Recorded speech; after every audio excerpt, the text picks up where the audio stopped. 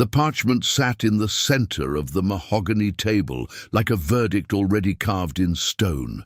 Every man in the room had looked at it, not one had looked past it. The confession was signed, sealed, witnessed by 3 solicitors, and accepted without a single question by the magistrate, the coroner, and the grieving family of the deceased Baron of Westmarch. 11 lines of neat, slanted script. A woman's hand, they said. A guilty conscience laid bare.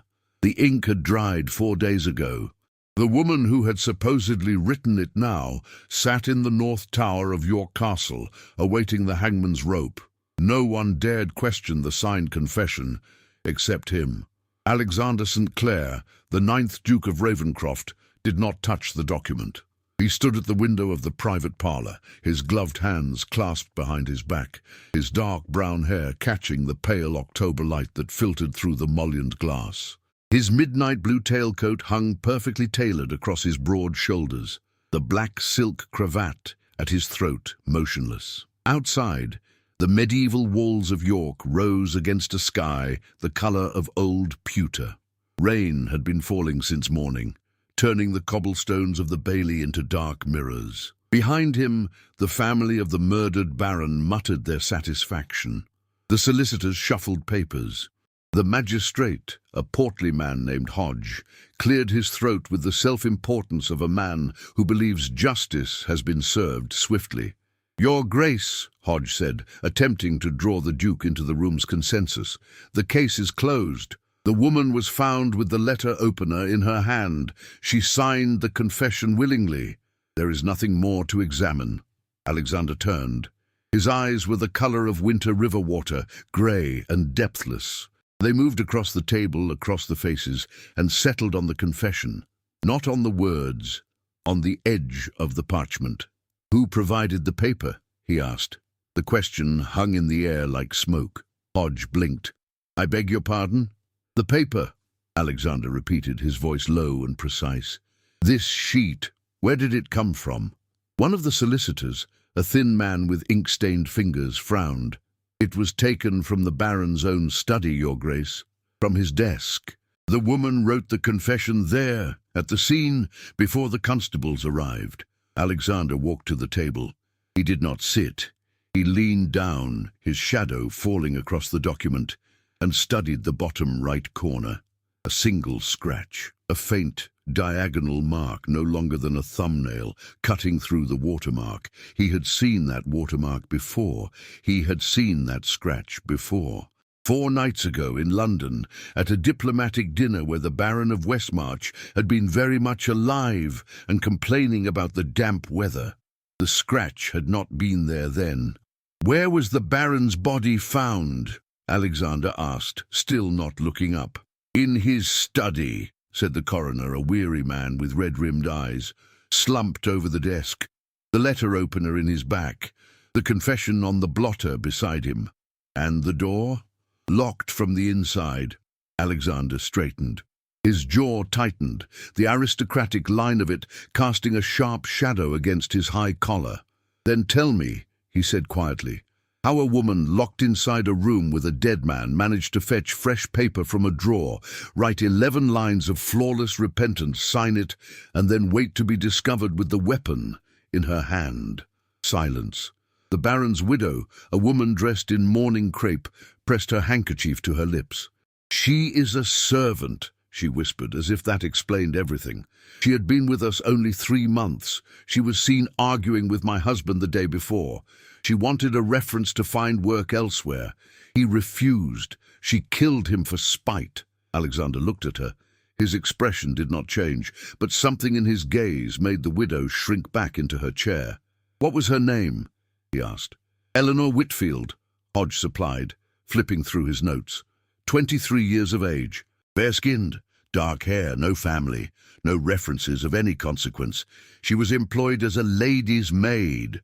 A lady's maid. Not a criminal. Not a woman with connections or education enough to forge a signature, let alone construct a locked-room murder. Alexander turned back to the window. Rain streaked the glass. Beyond it, the tower of York Castle cut a dark silhouette against the sky. Eleanor Whitfield.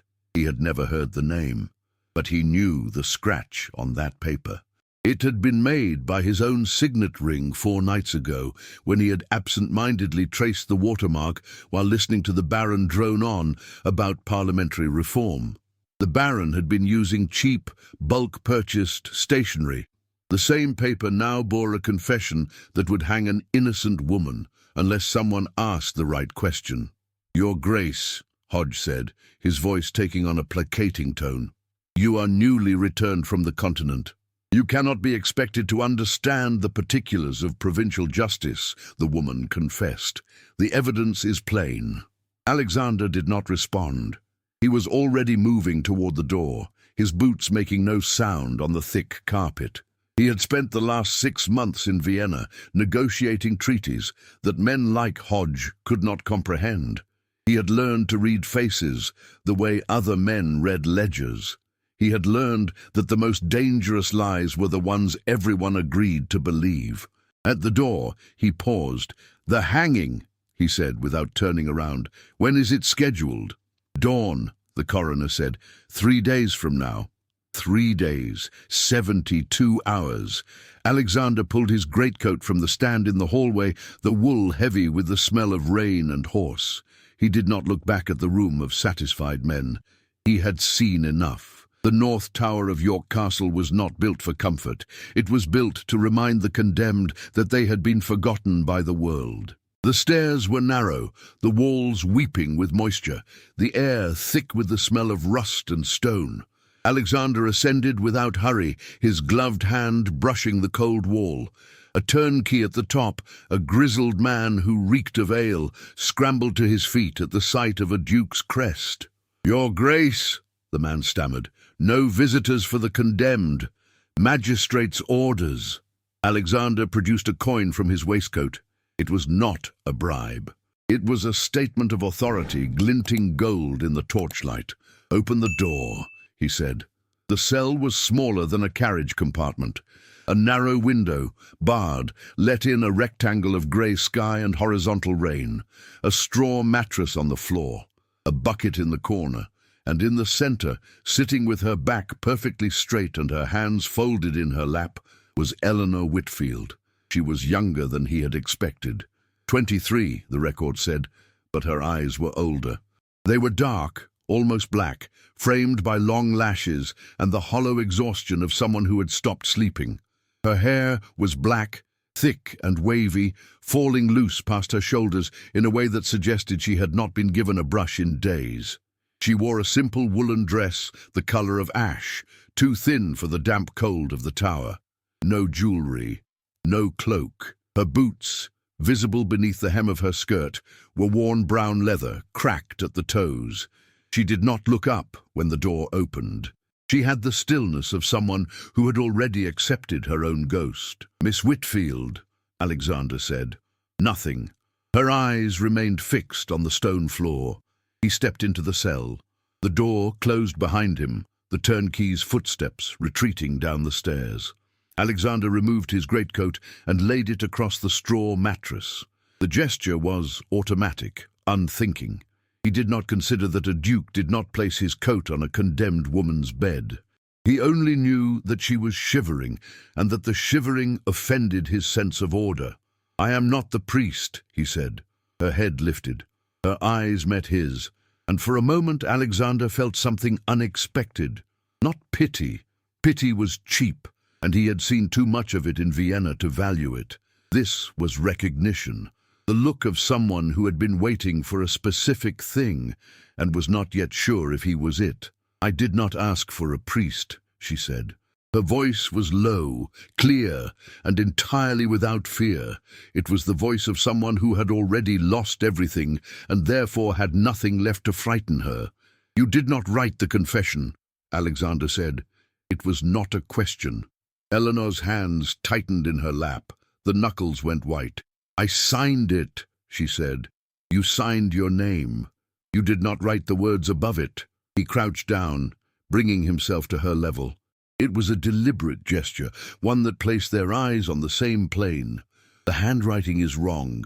The slant is inconsistent."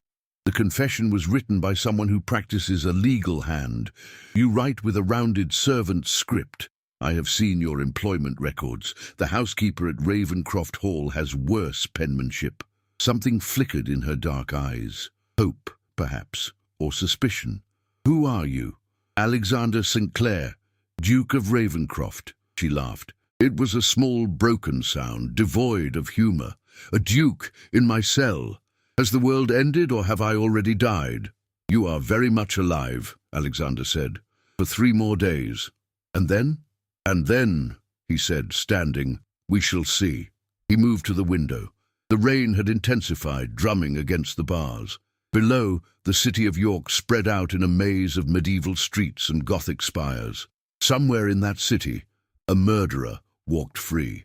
A man or woman clever enough to forge a confession, stage a locked room, and pin the crime on a lady's maid with no voice and no defender. You signed the confession, Alexander said, not turning around. Why? Behind him, he heard her draw a breath. It was ragged, as if the air itself hurt her. Because they told me I would hang either way. Because the solicitor said that a confession would spare me the trial, the humiliation, the spectacle. Because I was afraid. And now I am still afraid, she said. But I am also angry. Alexander turned. She was standing now, her small frame drawn up to its full height, her dark eyes burning with a fire that the damp cell could not extinguish. She was slight, angular, her collarbones sharp against the rough wool of her dress. But there was strength in the set of her shoulders, in the jut of her chin. This was not a woman who had killed a man. This was a woman who had been cornered, and was only now realizing that she had teeth. Good, Alexander said. Anger is useful. It keeps the mind sharp. Why are you here? She asked. Truly, dukes do not concern themselves with servant girls accused of murder. He studied her for a long moment. Then he reached into his waistcoat and withdrew the confession. He held it up to the grey light from the window. The scratch on the watermark caught the dim illumination, a thin line of defiance against the official stamp. Because, he said, I made this mark 4 nights ago in London. And I know for a certainty that the Baron was alive when I did so, which means this paper was in London 4 nights ago, which means it could not have been in his study in York when he died 3 nights ago, which means, he lowered the document, his grey eyes locking onto hers. Someone placed it there after his death. Someone who wanted the world to believe you guilty. Someone who did not expect anyone to look closely enough to notice a scratch. Eleanor stared at him. Her lips parted. For a moment no sound came out. Then very quietly she said, No one believed me. I am not no one, Alexander replied, and I do not believe signed confessions. I believe evidence. He folded the confession and returned it to his pocket. Tomorrow, Miss Whitfield, I will begin asking questions that should have been asked 4 days ago. I will examine the study. I will speak to the staff. I will find the truth. And in 3 days, when the sun rises, you will not be on that scaffold. And if you fail... He moved to the door. His hand on the iron ring, he paused and looked back at her. She stood in the grey light, his greatcoat still on the mattress behind her, her black hair wild and her dark eyes wide with a hope she was too afraid to name. I do not fail, he said. The door closed. The turnkey locked it. Alexander descended the stairs into the rain-washed afternoon, the confession heavy in his pocket and the image of her eyes burning in his mind. 72 hours, 1 scratch on a page, and a woman who had been condemned by the laziness of men who did not care to look. The Westmarch townhouse stood at the end of a narrow lane, in the shadow of York Minster, a limestone facade blackened by centuries of coal smoke. Alexander arrived at dusk, the rain having softened to a persistent drizzle that beaded on his shoulders and dripped from the brim of his hat. He did not announce himself. A duke's presence created expectations, and expectations created performances. He wanted the house as it was, not as it wished to appear. The butler, a stiff man named Crenshaw, opened the door with the reluctance of a man guarding a tomb. Your Grace, he said, his voice flat, the family is not Receiving. "I am not here to receive," Alexander said, stepping across the threshold without invitation. "I am here to see the study where the Baron died." Crenshaw's face tightened. "The magistrate has sealed the room." "The magistrate," Alexander said, removing his hat and handing it to the butler with the automatic authority of a man who has never been refused, "is an idiot. Show me the study, or I will find it myself, and you will explain to the Westmarch family why a duke was left wandering their corridors unsupervised." The butler hesitated. Then, with the defeated air of a man who recognizes a greater force, he turned and led the way up the central staircase. The study was at the end of a long hallway, its door marked with a wax seal the color of dried blood. Crenshaw produced a key from his pocket and unlocked it, the mechanism grinding with disuse. The door swung inward. The smell hit Alexander first. Not death. That had faded, carried away by 4 days of cold autumn air through the open window, but something beneath it. Lavender, and something else. Ink, fresh and sharp, overlaid on the older scents of leather, tobacco, and dust. He stepped inside. The room was a study in masculine excess, dark oak paneling, shelves lined with books that had never been read, a desk the size of a dining table positioned to face the door. The Baron had liked to sit with his back to the window, Alexander noted, a man who wanted to see who entered, who controlled the room by facing its only access point. The blotter on the desk was gone, taken as evidence. But the desk itself remained, its surface scarred with decades of use. Alexander walked to it slowly, his boots silent on the turkey carpet. He ran his gloved hand along the edge. The drawer on the right side was slightly ajar. He pulled it open. Stationery, stacks of it, the same cheap, bulk-purchased paper with the same watermark. He took out a sheet and held it to the light from the window. No scratch. He took out another. No scratch. A third. The same. The confession had not come from this drawer. "Who found the body?" Alexander asked, not turning around.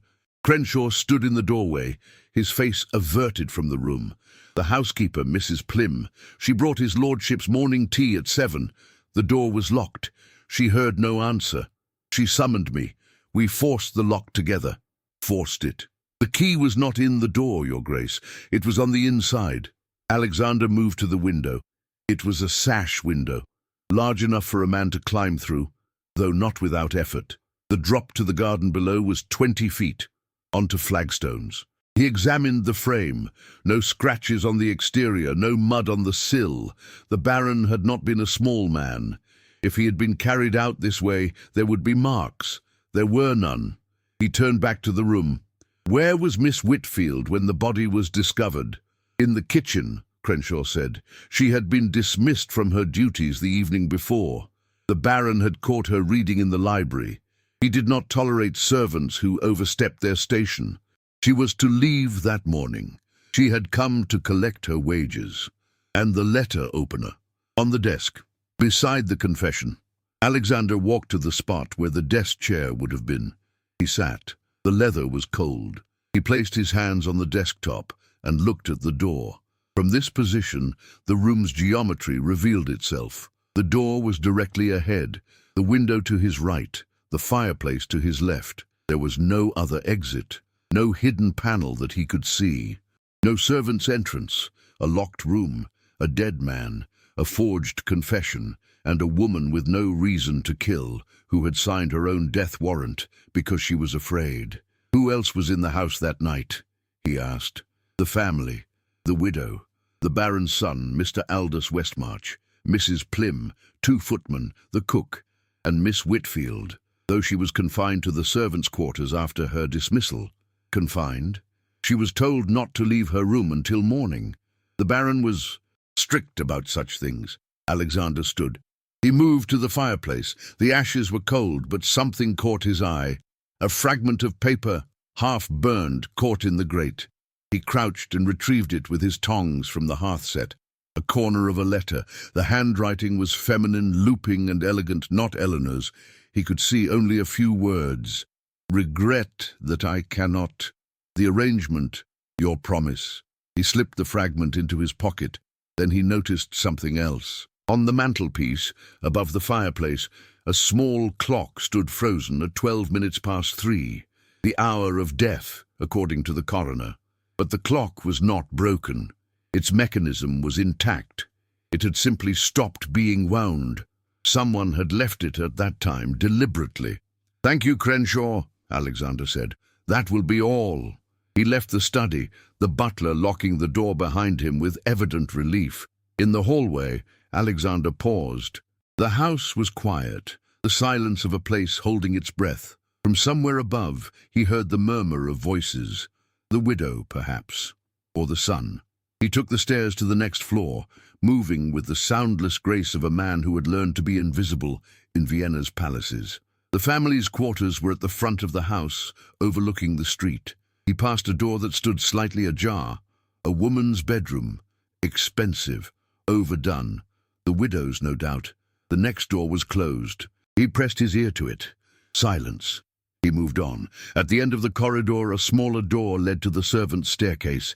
He descended. The contrast was immediate. Narrow walls, bare wood, the smell of tallow and laundry. This was Eleanor's world. 3 months she had lived here. A lady's maid to a woman who, if the household's whispers were true, had been less than kind. The kitchen was empty when he reached it, the fire banked for the night.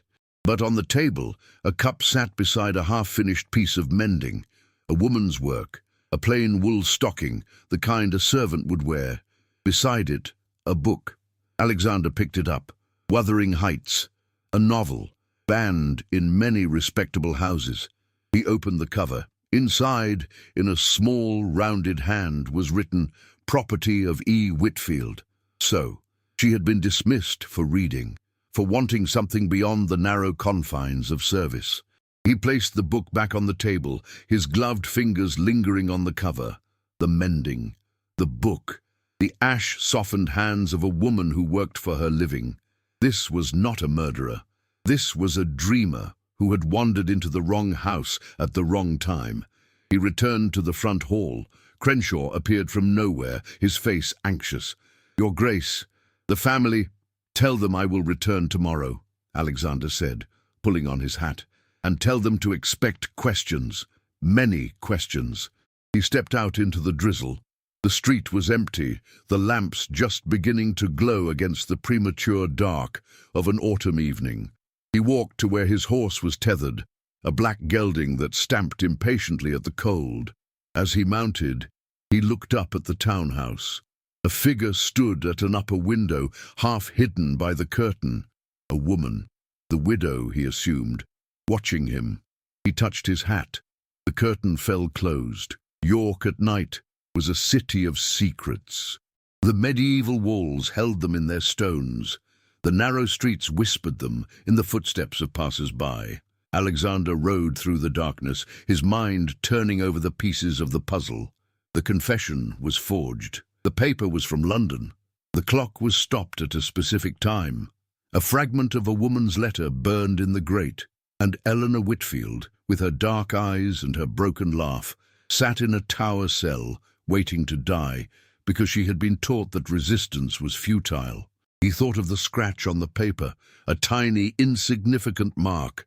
No one had seen it, no one had cared to look. 3 days. The rain began again, harder now, drumming against the brim of his hat as he rode toward the inn where he had taken rooms. Somewhere in this city, the truth was hiding, and Alexander St. Clair had never been good at accepting hidden things. The morning brought fog. It rolled off the River Ouse in thick grey banks, swallowing the spires of York Minster and turning the streets into corridors of damp silence. Alexander rose before dawn, dressed in the same midnight blue tailcoat, and walked to the castle. The turnkey was less surprised to see him this time. Word travelled fast in provincial cities. A duke's interest was already the subject of speculation in taverns and drawing-rooms. The man unlocked the cell door with the resigned efficiency of someone who has accepted that the rules no longer apply. Eleanor was awake. She sat on the straw mattress, wrapped in Alexander's greatcoat, which she had not returned. He noticed this with a satisfaction he did not examine too closely. The coat dwarfed her, the heavy wool making her seem even smaller, more fragile. But her eyes were alert. She had been thinking. "You came back," she said. "I said I would." She stood, the coat pooling around her ankles. "What did you find?" "Questions," Alexander said. "And one certainty. The confession was placed in the study after the Baron was already dead. The paper was not from his desk." Her breath caught. "You believe me." "I believe evidence," he corrected, though his voice was gentler than the words implied. "But evidence requires context. I need you to tell me everything, not just about that night, about the weeks before, about the household, about the people." She hesitated, her hands, small and work-worn, twisted together. "I have already told the magistrate. The magistrate wanted a confession. I want the truth." Eleanor moved to the window. The bars cast striped shadows across her pale face. "I came to York 3 months ago," she said, her voice low and even. "I had been in service in Leeds, but the family moved to India. I needed a position. The Westmarch household was advertising for a lady's maid. I applied. I was accepted." "By whom?" "Mrs. Plim, the housekeeper, but I was assigned to the Baroness, not to the Baron. I saw him rarely. He was not a man who noticed servants unless they made a mistake." "And did you make mistakes?" She turned to face him. The morning light caught the hollows beneath her cheekbones, the delicate structure of her face. "I read," she said simply. "In the library, after my duties were done. The Baron found me there one evening. He was angry. He said I was putting on airs, that a lady's maid who read novels would start getting ideas above her station. He dismissed me on the spot." "What day was this?" "The day before he died." She wrapped the coat tighter around herself, though the gesture was more psychological than physical. "I was told to pack my things and leave in the morning. I went to the kitchen to wait. I could not sleep. At some point I heard a noise from upstairs, a thump, then nothing. I thought nothing of it. Old houses make sounds. And in the morning? In the morning I went to collect my wages from Mrs. Plim. That was when the alarm was raised. The Baron did not come down for breakfast. The study door was locked. They forced it. And then," her voice wavered just slightly, "they found me in the kitchen and said I had done it, that I had killed him in a rage because he dismissed me. The letter opener was in my hand. I do not know how it got there. I swear I do not know." Alexander watched her. Her eyes were dry. She had cried all her tears already, he suspected. Now there was only the dry, brittle residue of shock and betrayal. "The letter opener," he said. "Had you seen it before?" "It was the Baron's. He kept it on his desk. An ornamental thing, silver with his family crest. I'd polished it once, when Mrs. Plim sent me to clean the study. And the confession? I never saw it until they showed it to me in the constable's office. They said it was found beside the body. They said my signature was on it. I did not remember writing it. I was so frightened. They kept me in that room for hours. No food, no water. The solicitor said if I signed it would be over quickly, that a trial would be worse, that no one would believe a servant girl over the word of a baron's family." Alexander's jaw tightened. He had seen this before in different cities, different countries. The machinery of justice, grinding up the powerless to save the powerful, the inconvenience of doubt. "Who wrote the confession?" he asked. "I do not know. It was not me." "Think, Eleanor." He used her name deliberately, watching her reaction. She startled slightly, as if unused to hearing it spoken with respect. "In those 3 months, did you see anything unusual? Did you hear arguments, see strangers, notice anything that seemed out of place?" He was quiet for a long moment. The fog outside thickened, pressing against the bars. Then, slowly, she said, "There was a visitor, 2 weeks before. A woman. She came in the evening after dinner. I was helping the Baroness prepare for bed, so I saw her arrive from the upper window. She wore a veil. She was shown into the study. They were in there for an hour. When she left, the Baron was agitated. I heard him shouting at Mr. Aldous, his son, the next morning. Did you hear what they shouted about? Money. Something about an arrangement. The Baron said he would not be pressured. Mr. Aldous said they had no choice." Alexander stored this away. "And the woman, did you see her face?" "No, but Eleanor frowned, her dark eyes narrowing with the effort of memory. She wore gloves, white gloves, even indoors. And when she left, she dropped something on the steps. A handkerchief. I found it the next morning when I was sweeping the entrance. It was embroidered with initials. Not the Baron's, not the Baroness's. What initials? I do not remember exactly. V and S, I think, or perhaps C. The fabric was expensive, silk. The letter in the grate. The fragment with feminine handwriting. A veiled woman with white gloves and expensive silk. Alexander felt the pieces beginning to align, not yet into a picture, but into a shape. Anything else? Eleanor bit her lower lip. It was a small, unconscious gesture, revealing the girl beneath the condemned woman. The Baroness, she said softly. She was afraid, not of me, of something else. The day before the Baron died, I heard her crying in her room. She was saying a name, over and over, Reginald. Who is Reginald? I do not know. But when I brought her tea, she grabbed my arm. She said, "You must leave this house tonight, before it is too late." I thought she was ill, feverish. I did not understand. Alexander stepped closer to her. The cell seemed to shrink, the damp walls pressing in. "Eleanor," he said, his voice low, "I'm going to ask you something, and I need you to answer truthfully, regardless of how it sounds. Did the Baron ever approach you inappropriately?" Her face went pale.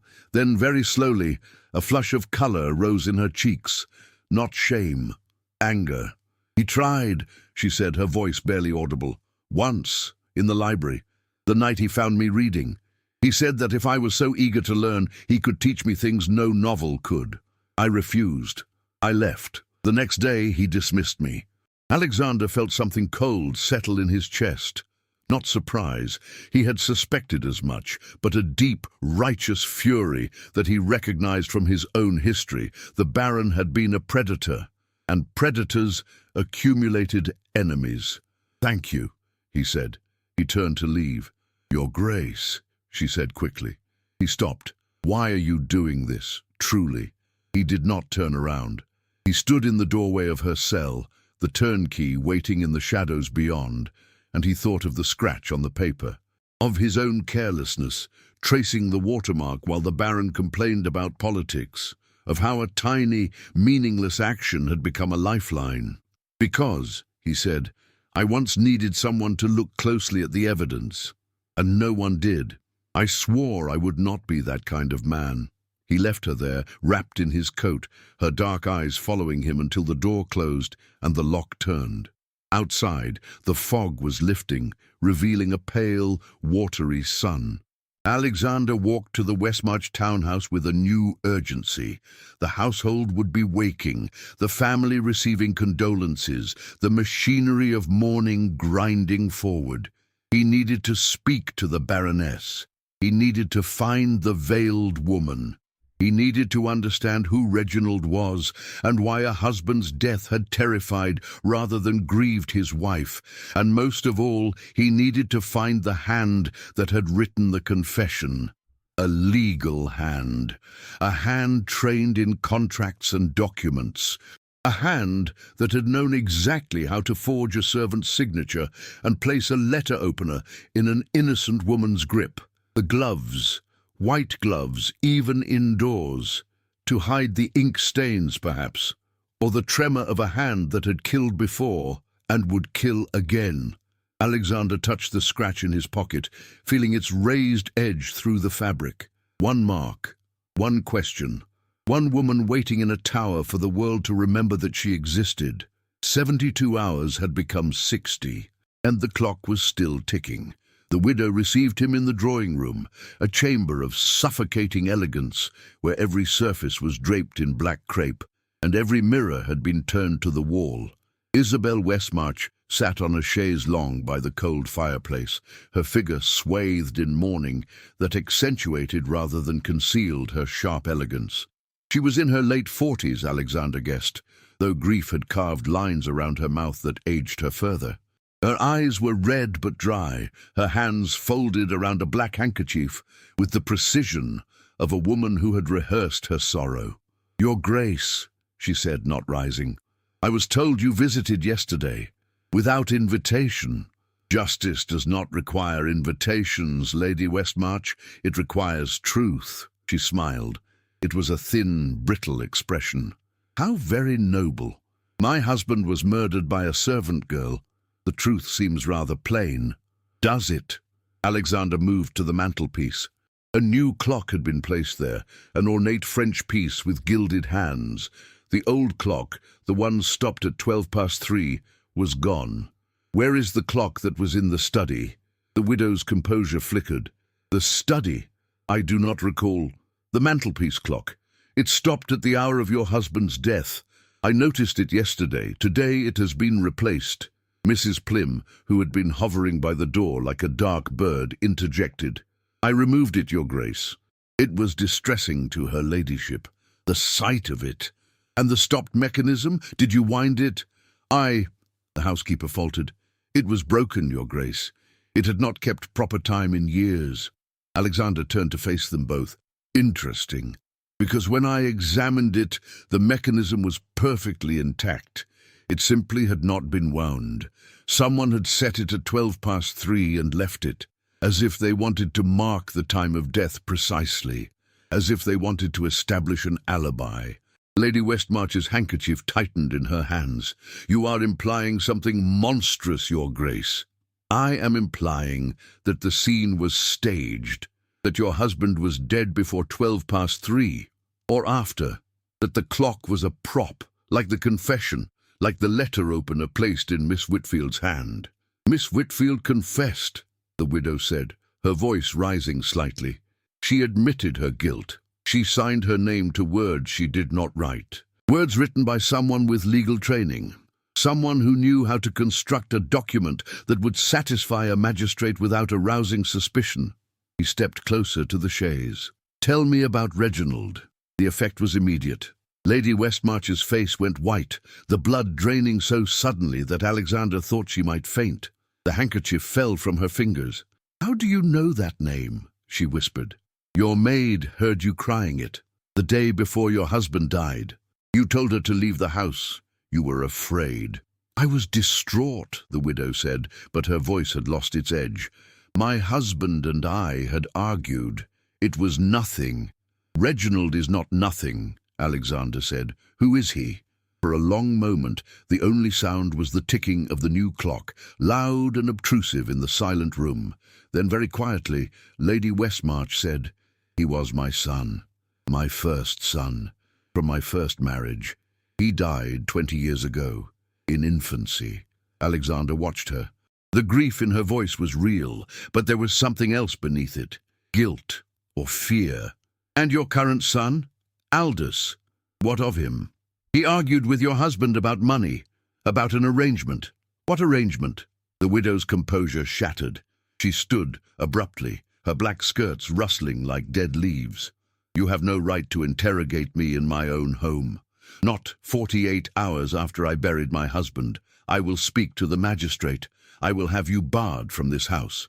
"I am a duke," Alexander said quietly. "You cannot bar me, and I am not your enemy, Lady Westmarch, but someone in this house killed your husband, and they are allowing an innocent woman to hang for it.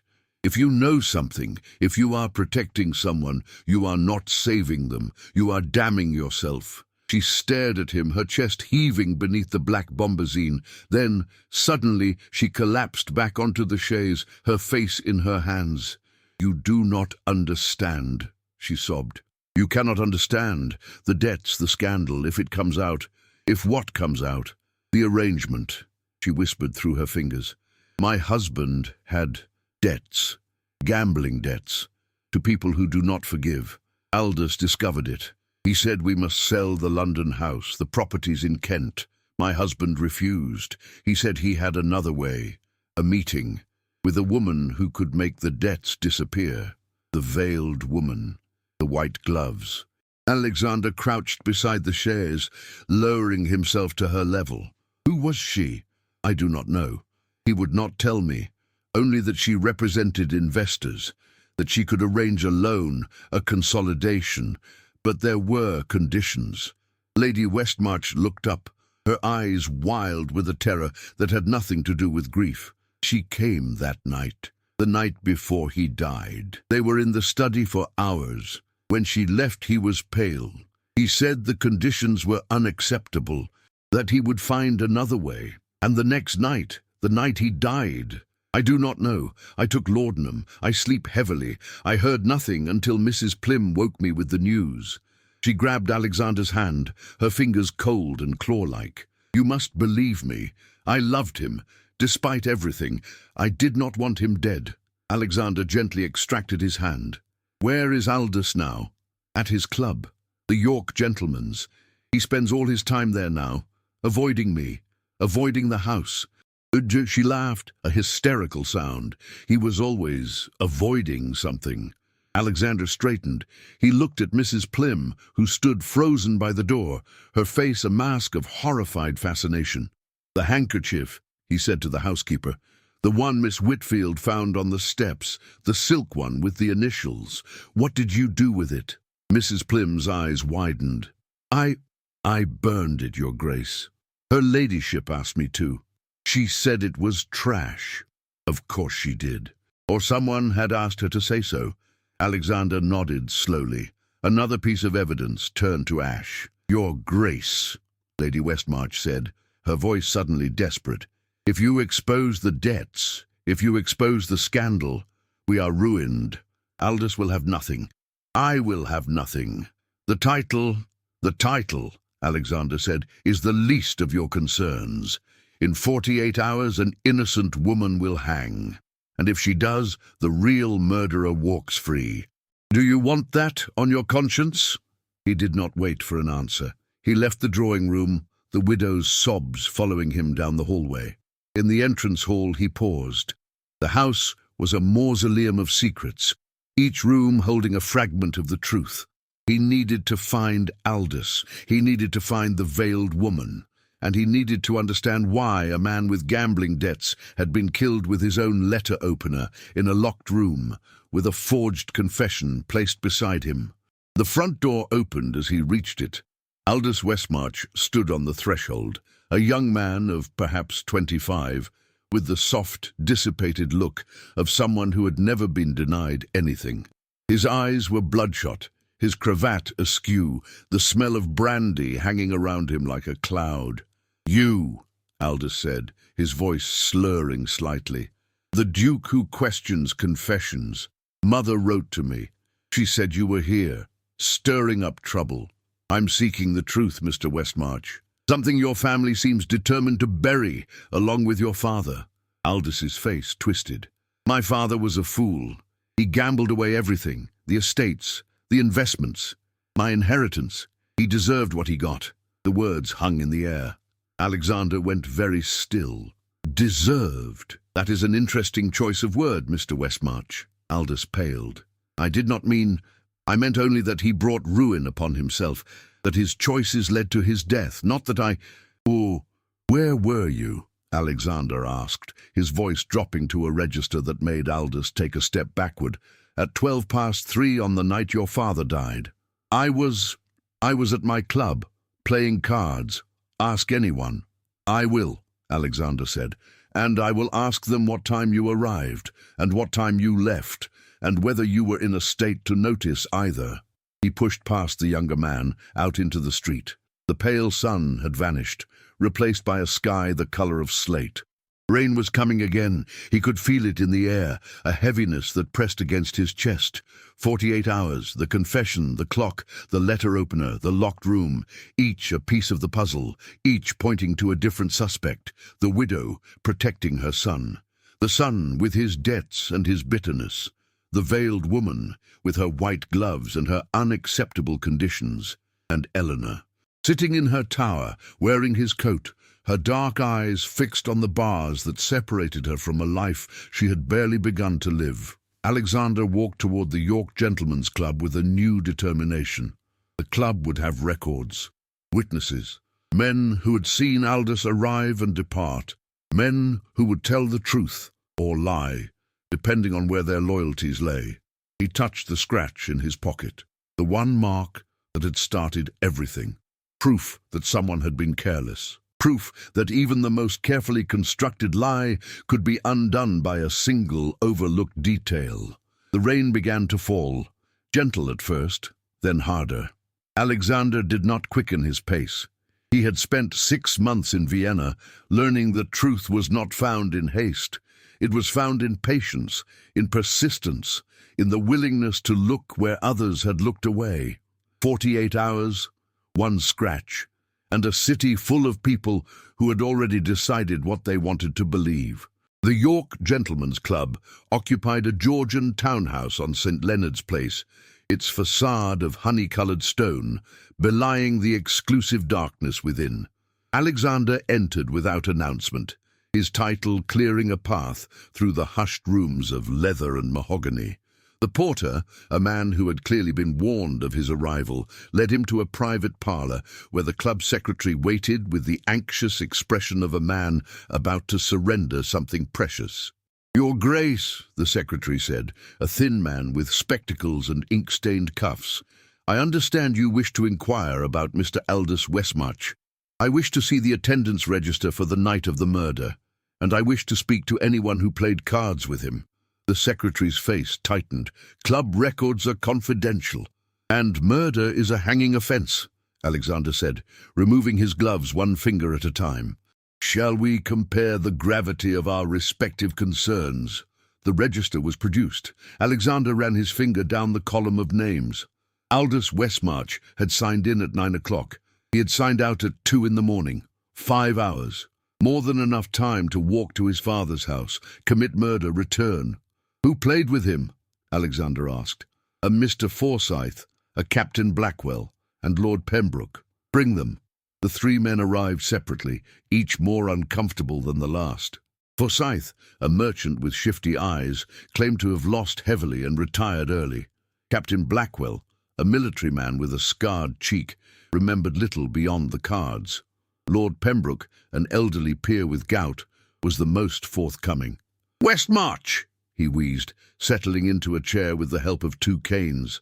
"Drank too much. Always does. But that night, he was worse. Nervous. Kept checking his watch. Left the table twice. Said he needed air." "How long was he gone?" Alexander asked. 20 minutes, perhaps, the first time. 10, the second. "And the times?" Pembroke frowned, his white eyebrows knitting together. "The first was around 11. The second, closer to midnight, I think. Why? Does it matter?" It mattered. The coroner had placed the time of death between midnight and 1 o'clock. Aldous had left the club at midnight. If he had walked quickly, he could have reached his father's house by 12:15. Killed him. Staged the room. Returned by 2. But the clock had been stopped at 3:12. A deliberate misdirection, or a desperate attempt to establish an alibi that did not exist. "One more question," Alexander said. "Did Aldous Westmarch have a key to his father's house?" Pembroke blinked. "Of course, he lived there until last year, took rooms in town when they quarrelled, but he kept his key, used it to come and go as he pleased." Alexander thanked him and left the club. Outside, the rain had turned to a steady, soaking downpour. He stood beneath the portico, his mind working. Aldous had means. He had access. He had motive, in the form of ruined inheritance and bitter resentment. But the locked room remained. How does a man kill his father in a locked study, place a forged confession, and escape without leaving a trace, unless he did not escape, unless he never left? Alexander mounted his horse and rode through the rain-slicked streets to the Westmarch townhouse. He needed to see the study again. He needed to understand the geometry of that impossible room. Crenshaw admitted him with the same resigned air as before. The house was quieter now, the morning having settled into a numb routine. Alexander went directly to the study, using his own lockpick to open the sealed door, a skill learned in Vienna, where diplomatic pouches were not the only things that required discreet opening. The room was unchanged. The desk, the chair, the window, the fireplace. He closed the door behind him and stood in the center, turning slowly. Locked from the inside. Key on the inside. No secret passages. no means of egress that he could see. He sat in the chair. He looked at the door. He imagined Aldous entering, the father at his desk, the argument, the letter opener. Then what? Aldous locks the door from the inside, places the confession, sets the clock, and vanishes? Alexander stood. He went to the window. The sash moved easily. He leaned out. The drop to the garden was 20 feet, but to the left, running along the wall, was a narrow ledge, barely 6 inches wide. It led to the neighboring roof, a lower extension of the house next door. A thin man, a desperate man. A man with enough drink in him to dull his fear. It was possible, barely, but possible. He pulled his head back in and examined the window frame.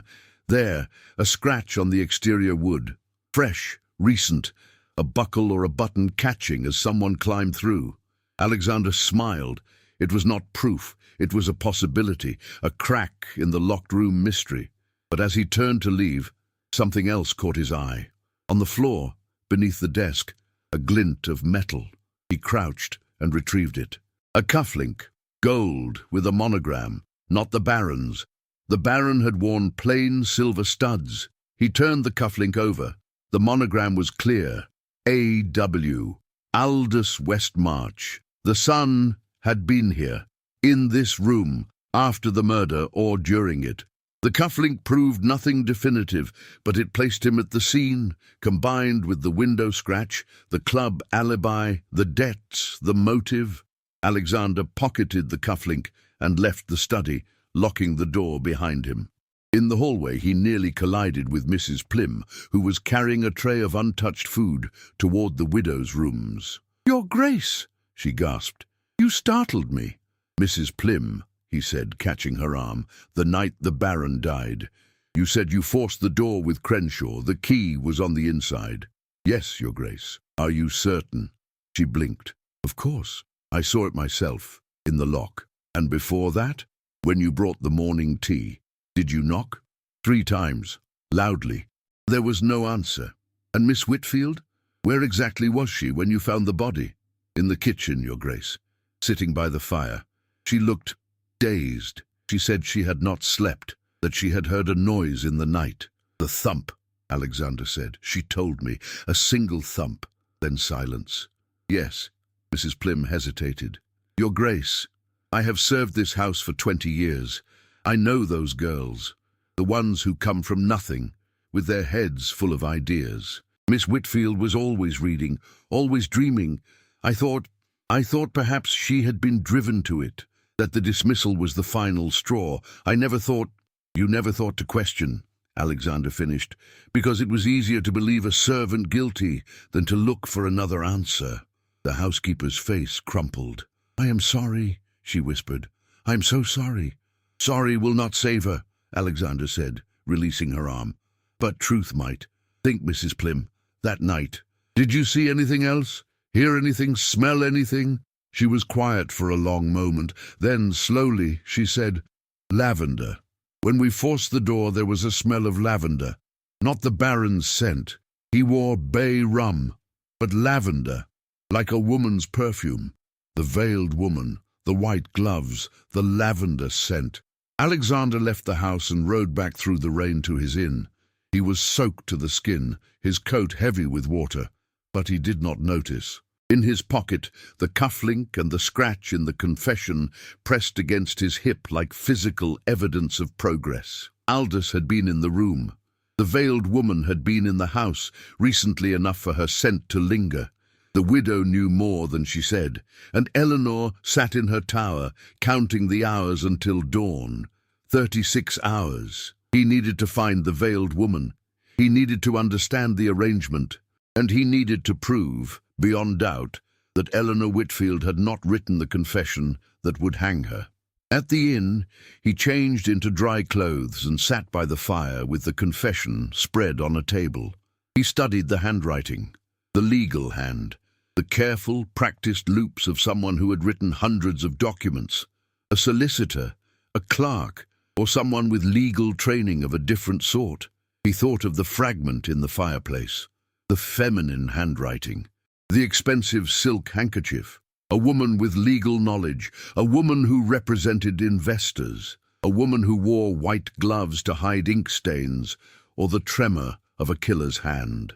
He fell asleep in the chair, the confession on his lap, the fire dying to embers.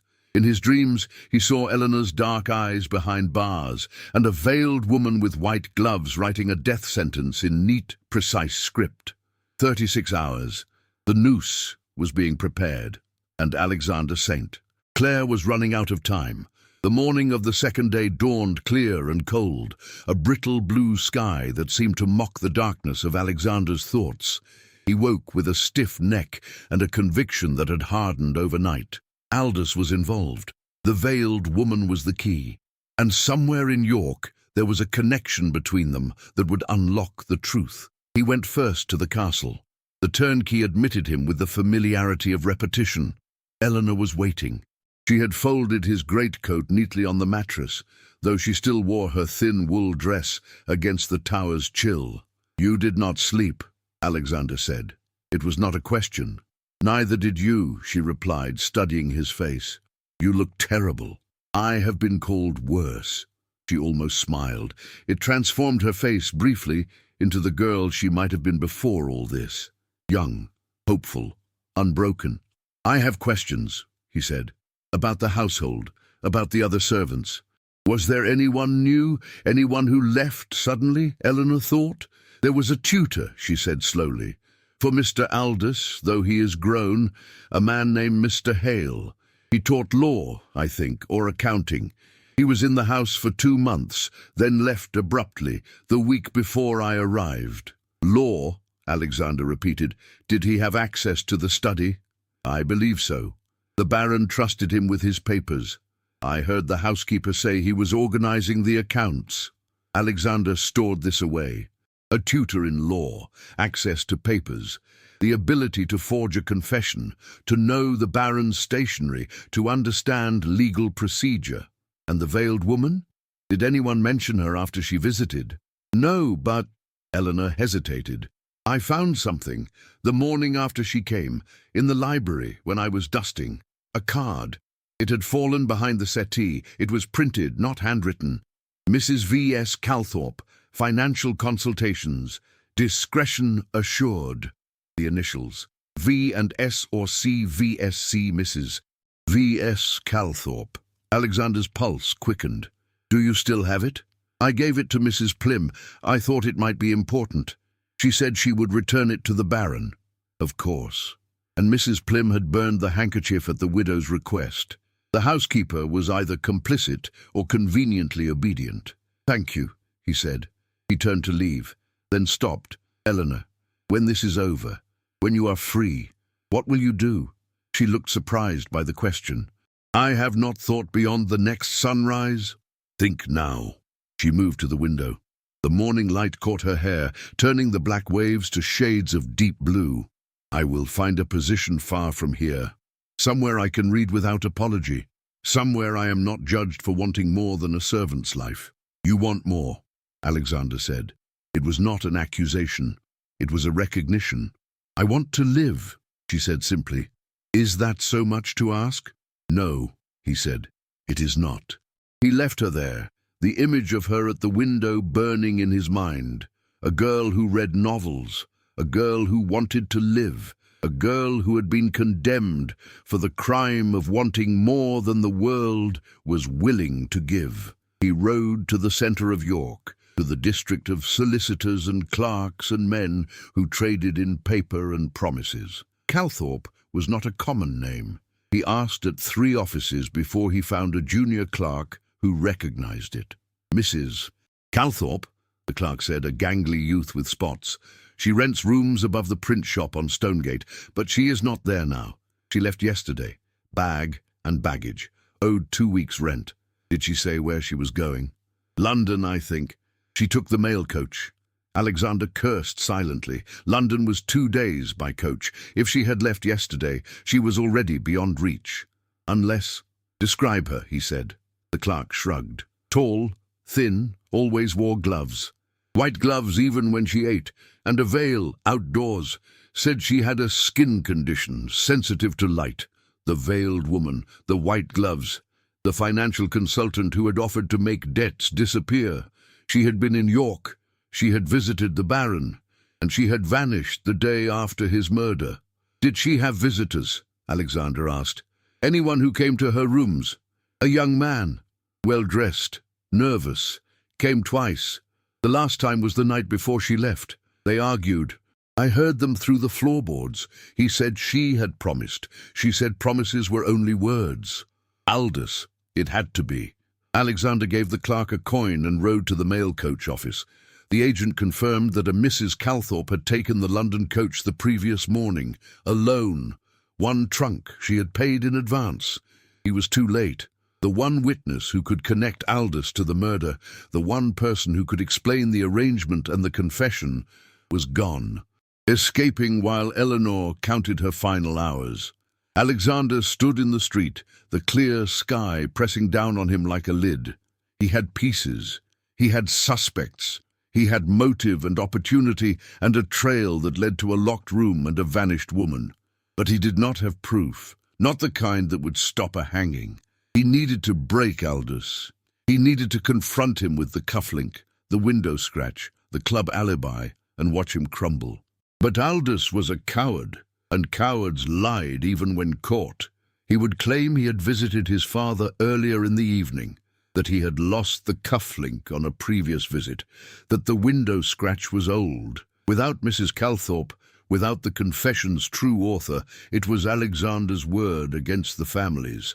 And Alexander, for all his title, was an outsider meddling in a provincial murder. He rode back to the inn. The landlord met him at the door, his face eager with news. Your Grace, a letter came for you while you were out. Alexander took it. The handwriting was unfamiliar. The seal was unmarked. He broke it open in his room, standing by the window. Your Grace, you ask questions that are dangerous. The confession was written by my hand. I was paid to do so by one who wished the Baron's death to appear as something else. I did not know the girl would be blamed. I did not know it would go so far. I am gone from York. I cannot be found. But I leave you this. The key to the study was given to me by the one who paid me. I returned it after the deed was done. The door was locked from the outside. Then the key was passed back inside through the window, on a string lowered from the roof. The girl was drugged, placed in the kitchen with the letter opener in her hand. She remembers nothing because there was nothing to remember. Do not pursue me. I have protection you cannot imagine. V.S.C. Alexander read the letter 3 times. Then he folded it carefully and placed it in his pocket beside the confession and the cufflink. A locked room, unlocked. A girl, drugged and framed. A son who had paid for his father's murder to look like a servant's rage. And a woman who had written the confession and now claimed innocence by distance. But the letter was not proof. It was anonymous. It could be a forgery itself, a red herring designed to lead him astray. He needed more. He needed to examine the window. He needed to find the string, the drug, the connection that would make the letter credible. And he needed to speak to Aldous one final time, not as a suspect, as a condemned man. He rode to the Westmarch townhouse for the last time. The house was in an uproar. Aldous had been arrested, not for murder, for debt. His creditors, emboldened by his father's death and the uncertainty of inheritance, had finally moved. He was in the debtor's prison on Ouse Bridge. A petty imprisonment. A taste of what was to come. Alexander changed course and rode to the prison. The keeper, recognizing a duke's crest, admitted him to Aldous's cell without question. The young man sat on a stone bench, his expensive clothes ruined, his face the color of old cheese. He looked up when Alexander entered, and something in his eyes, desperation, fear, the cornered animal finally understanding the trap, told Alexander everything he needed to know. You, Aldous said. Have you come to gloat? I have come to offer you a choice, Alexander said. The same choice you offered Miss Whitfield, confession or ruin. Aldous laughed. It was a cracked, broken sound. I have nothing left to confess. You have everything. I know about Mrs. Calthorpe. I know about the arrangement. I know how the room was locked, how the confession was placed, how the girl was framed. I have the letter. I have the cufflink. I have the scratch on the window frame." Each word was a blow. Aldous crumpled, his head falling into his hands. "She promised me," he whispered. "She said it would look like suicide. A locked room, a confession. No one would question it. The debts would be cleared. The estate would be mine. I did not know she would blame the servant. I did not know—" "You knew," Alexander said. "You knew when you saw the girl arrested. You knew when she signed the confession you paid to have written. You knew, and you said nothing because her life was less important than your inheritance." "I was afraid," Aldous sobbed. "My father had destroyed everything. There was nothing left. She offered me a way out, a clean death, a simple solution." "There is no clean death," Alexander said, "and there are no simple solutions, only choices and consequences." He turned to leave. "Wait!" Aldous cried. "What will happen to me?" "That," Alexander said, "depends on what you tell the magistrate. Everything now, while there is still time."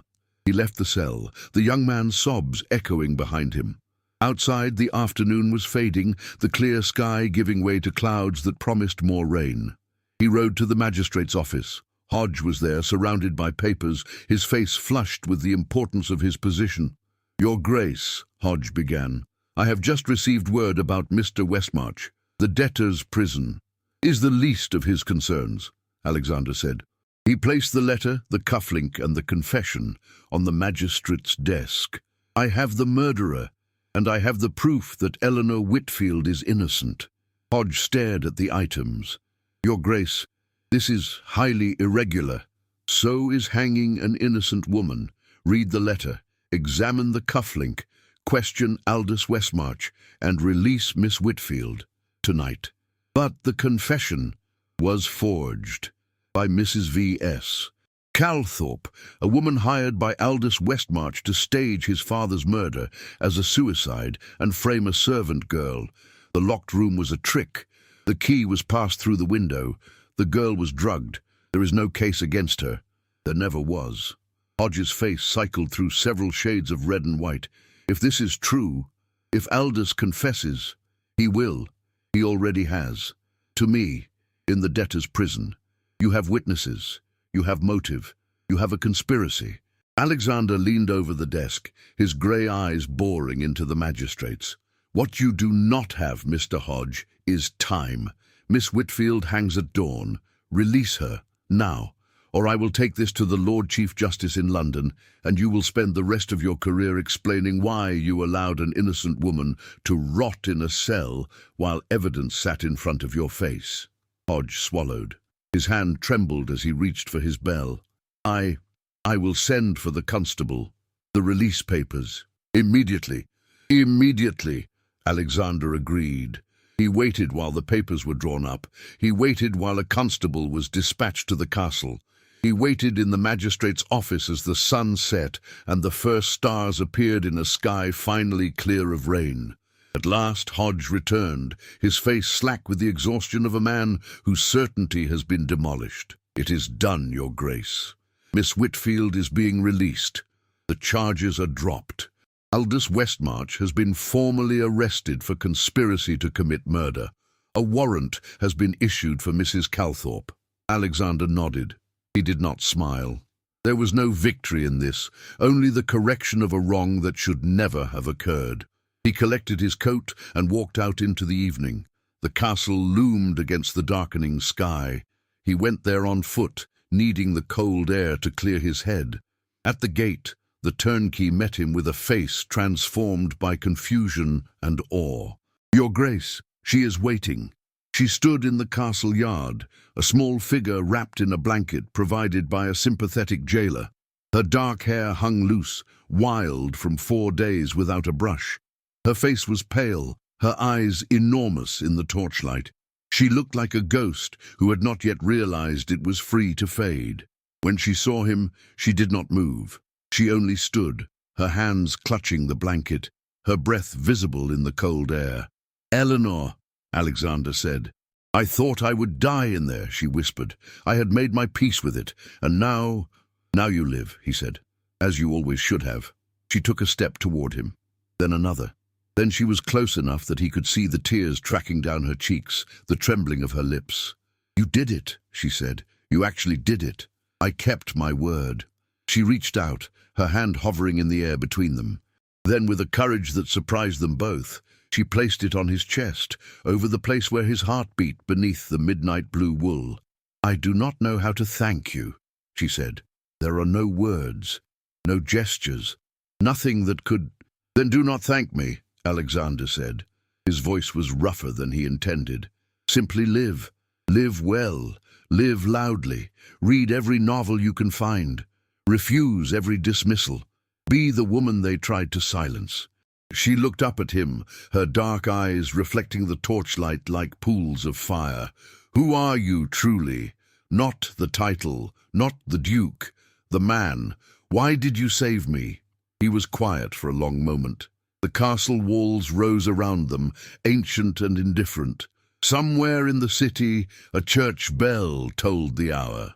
"Because," he said, "I know what it is to be condemned by silence, to have the truth in front of you and watch the world look away. I swore I would never be silent again. And when I saw that scratch on the paper, when I saw that tiny mark that no one else had noticed, I saw myself, the boy I was, the man I became, and I knew I had to act." Eleanor's hand tightened on his coat. "What happened to you?" He shook his head. "Another time, another story. Tonight is yours." He offered her his arm. She took it, her fingers small and cold against his sleeve.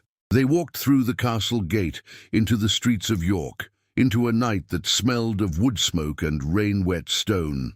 He took her to his inn. The landlord, accustomed by now to the Duke's eccentricities, provided a private parlour and a meal without question. Eleanor ate slowly, as if her body had forgotten how. She drank tea that warmed her hands.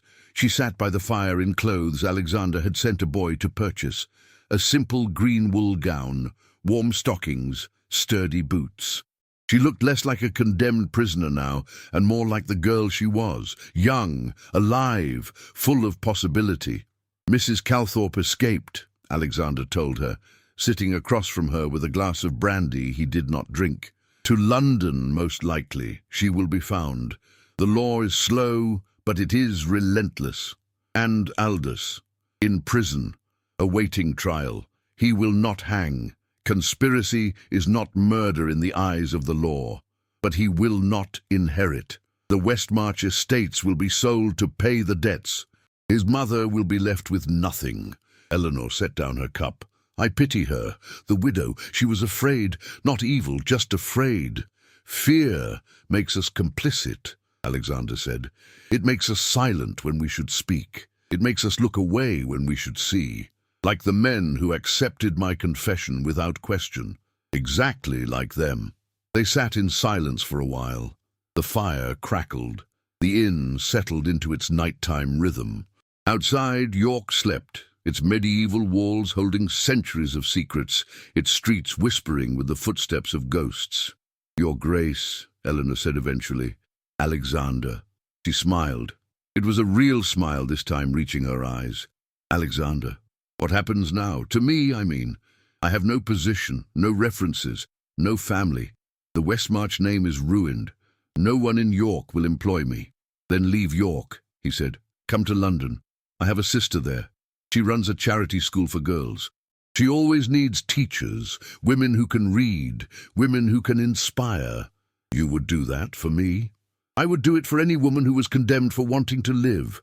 "You are not a charity, Eleanor. You are a cause. There is a difference." She looked at him, her dark eyes searching his face. "You are not what I expected," she said. "A duke. I thought dukes were proud, distant, cruel." "Some are," he admitted. "I have been all three, at different times, but I am trying to be something else." "What?" He thought about it. The firelight played across his features, highlighting the aristocratic line of his jaw, the intensity of his grey eyes. "Honest," he said. "Present. The kind of man who notices scratches on paper." She laughed. It was a small sound, but it was genuine. It filled the room with something warm and fragile. "I would like to go to London," she said. "I would like to teach, to help other girls like me. Girls who read, girls who dream." "Then it is settled." He stood. She stood. They faced each other across the small space of the parlour, and suddenly the air between them thickened. The fire seemed louder, the shadows deeper. "Alexander," she whispered. He did not move. He only looked at her. This woman who had faced death with more dignity than most men faced life. This girl who read novels and wanted to teach and had somehow, impossibly, survived. "I was wrong," she said. "I do know how to thank you." She stepped forward. She rose on her toes. Then she kissed him. It was not the kiss of a fairy tale. It was not perfect. Her lips were chapped from cold and fear. His jaw was rough with a day's stubble. There was the taste of tea and salt tears, and the lingering residue of prison grime. It was messy, imperfect, human, and it was the truest thing Alexander had felt in years. He did not pull away. He did not deepen it. He simply accepted it, this fragile, broken offering from a woman who had nothing left to give but her gratitude and her hope. When she stepped back, her face was flushed. "I am sorry," she said. "I should not have." "Do not apologize," he said. His voice was hoarse. "Do not ever apologize for being alive." He reached out and tucked a strand of black hair behind her ear. The gesture was gentle, almost reverent. "Get some sleep," he said. "Tomorrow we travel to London, and you begin again." She nodded. He left her there in the firelight, wrapped in his greatcoat once more, her dark eyes following him to the door. In the hallway, he leaned against the wall and closed his eyes. His heart was pounding, not from the kiss, from the feeling that had accompanied it, the feeling that he had not just saved a life, but found one. That Eleanor Whitfield, with her novels and her dreams and her impossible resilience, had somehow reached inside him and touched the part he had thought frozen forever. He went to his room. He did not sleep. He sat by the window and watched the stars over York, thinking of scratches on paper, of confessions no one questioned, of the silence that condemns and the courage that saves. They left York at dawn. The city emerged from sleep slowly, mist rising from the River Ouse, the minster's spires piercing the morning fog like stone fingers pointing toward judgment. Alexander had arranged a carriage, a comfortable post-chaise with warm rugs and a basket of provisions. Eleanor sat opposite him, wrapped in a cloak of midnight blue that matched his coat, her dark hair finely brushed and pinned, her face still pale but no longer haunted. She watched the city recede through the window. "I lived there for 3 months," she said softly. "It feels like a lifetime." "Some experiences stretch time," Alexander said. "Others compress it. The trick is to fill the stretched moments with meaning, so they do not become scars." She looked at him. "You speak like a philosopher." "I speak like a man who has spent too much time alone with his thoughts." The carriage rolled south, leaving York behind. The landscape opened into rolling countryside, fields of stubble gold in the autumn light, villages sleeping in valleys. They stopped at inns along the way, eating in silence that grew more comfortable with each mile. Eleanor asked about his sister, about London, about the school. Alexander answered with a patience that surprised him. He was not a man accustomed to explaining himself, but with her, explanations came easily. By the second day, she was reading again. He had purchased a novel at a posting house, a new volume by a female author. Eleanor devoured it, her dark eyes moving across the pages, her lips occasionally shaping words she found particularly beautiful. He watched her without seeming to, fascinated by the transformation that reading wrought upon her face. The tension in her shoulders eased. The lines around her mouth softened. She became, before his eyes, the girl she had always been meant to be. They reached London on the third evening. The city enveloped them in noise and light and the perpetual motion of a metropolis that never truly slept. Alexander's townhouse was in Mayfair, a grand limestone building that made Eleanor shrink into herself as they approached. "I cannot stay here," she said. "I am a servant, a nobody. This is a duke's residence." "You are a guest," Alexander said firmly, "and my sister arrives tomorrow. She will take you to the school. Until then you will have a room, a fire, and a bath. No arguments." She argued anyway, but weakly. The exhaustion of travel had caught up with her. She allowed herself to be led inside, to be shown to a room with clean sheets and a view of the garden. She stood at the window, her hand on the glass, and watched the London dusk settle over the city. "Alexander," she said, not turning around. "Yes? Thank you. For everything. For noticing. For caring. For being the one man in York who looked at the scratch instead of the signature." He stood in the doorway, his hand on the frame. "I should thank you," he said. She turned. "For what?" "For reminding me why I look." He closed the door and went to his study. There he wrote letters.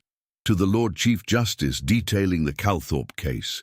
To his solicitors, arranging a fund for Eleanor's support. To his sister, ensuring she would arrive promptly and with kindness.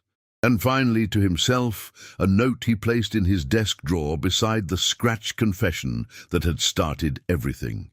A reminder, a promise. No one dared question the signed confession, but the Duke of Ravenscroft had found the one scratch that proved her innocent. And in doing so, he had proven something to himself as well. That truth mattered. That silence was complicity. That a single overlooked detail could be the difference between life and death. His sister arrived the next morning. Charlotte St. Clair was a woman in her early 30s, with the same sharp intelligence as her brother and none of his reserve. She took one look at Eleanor, with her dark eyes and her angular frame, and her hands that would not stop trembling, and she embraced her. "You poor dear," Charlotte said. "Come, we have much to do. Girls to teach, books to read, a life to build." Eleanor looked back at Alexander. He stood on the steps of the townhouse, his hands behind his back, his midnight blue coat immaculate against the London morning. "Will I see you again?" Eleanor asked. "Yes," he said. "You will see me again." Charlotte raised an eyebrow at her brother, but she said nothing. She led Eleanor to the carriage, chattering about lesson plans and dormitory arrangements and the importance of teaching girls to think for themselves. Alexander watched them go. Then he went inside. He had work to do. A title to manage, estates to oversee. But something had shifted in him. A door that had been closed for years had opened, just a crack, letting in light and air and the possibility of something he had not dared to name. He kept his promise. He visited the school. He watched Eleanor teach. He saw her grow from a frightened former prisoner into a confident young woman who inspired her students with her own story of survival. He saw her laugh, truly laugh, for the first time. He saw her argue with him about politics, about literature, about the rights of women. He saw her become everything she had dreamed of being, everything the Baron had tried to crush. And slowly, inevitably, he fell in love. Not the love of novels, with grand gestures and perfect moments. The real kind, the kind built on shared silences and comfortable routines. The kind that grew in the spaces between words. He fell in love with her strength, her resilience, her refusal to be diminished by what had been done to her. One evening, 6 months after they had left York, he found her in the school garden. She was reading, as always, her dark hair loose, her green wool gown catching the last light of the setting sun. She looked up when he approached, and her smile was as natural as breathing. "Your Grace," she teased, "come to inspect the students." "Come to inspect you," he said. He crouched beside her, the gravel of the garden path digging into his knees. He took her hand. It was no longer cold. It was warm, strong, calloused from writing lessons on slate boards. "Eleanor," he said, "I have spent 6 months finding excuses to be near you. I have travelled from Ravenscroft to London more times than my estates can justify. I have sat through discussions of grammar and arithmetic that would have bored me to tears simply to watch you teach. I'm not a young man. I'm not a romantic. But I am certain of one thing. I do not want to spend another day without you." She was very still. Her dark eyes searched his face. "You are a duke," she said softly. "I am a servant, a former prisoner, a nobody." "You are Eleanor Whitfield," he said. "You are the woman who survived a tower cell and came out reading novels. You are the only person in the world who has ever made me glad that I noticed a scratch on a piece of paper." She laughed. It was the sound he had grown to love, full and real and entirely unguarded. "Is that a proposal?" she asked. "It is a question," he said. "Will you marry me?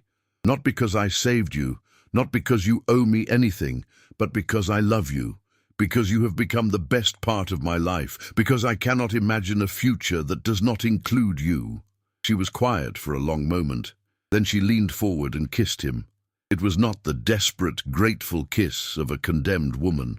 It was the kiss of a woman who had chosen, who had weighed her options and found that love, real love, was worth the risk. "Yes," she whispered against his lips. "Yes, Alexander. 1,000 times yes." They married in the spring. A quiet ceremony at Ravenscroft Hall, with Charlotte as witness and the Yorkshire dales blooming around them. Eleanor wore a gown of white silk, simple and elegant, her dark hair crowned with wildflowers. Alexander wore his midnight blue coat, the same one he had worn in the cell in York, though now it seemed less like armour and more like a promise. No one questioned the match, or if they did not dare say so aloud. The Duke of Ravenscroft had always been a man who followed his own path, and Eleanor, Duchess of Ravenscroft, became a woman who used her title not for power, but for justice. She founded schools. She advocated for prisoners' rights. She taught her children, when they came, to always look for the scratch, to always question the confession, to never accept the easy answer. And sometimes on autumn evenings, when the fire was low and the children were asleep, she would take out the old confession, the paper with the diagonal mark, the scratch that had saved her life, and she would hold it up to the light, and Alexander would stand behind her, his arms around her waist, and they would remember. No one dared question the signed confession, except him. The Duke who found the one scratch that proved her innocent, the man who taught her that truth was worth fighting for, and the love that had grown, improbably, wonderfully, from the darkest moment of her life. They lived, they loved, they changed the world a little by refusing to look away. And that, reader, is the end of this story, but not the end of theirs. Thank you for listening to this tale of love, justice, and the power of noticing what others overlook. If you enjoyed this story, please like this video, share it with fellow romance lovers, and subscribe for more historical dramas every week. Leave a comment below telling me which period you would like to explore next. The Regency, the Edwardian era, the Scottish Highlands. Your voice shapes the stories I tell. Here is a curious fact about the city where this story takes place. York is one of the few cities in England where you can still walk the entire length of its medieval walls, spanning roughly 2 miles. These walls, the longest and best preserved town walls in England, date back to Roman times and were rebuilt by the Normans and later strengthened during the medieval period. If you stand on the walls near Micklegate Bar at sunset, you can see the Minster's towers glowing gold above the ancient streets, a view that has remained largely unchanged for 500 years.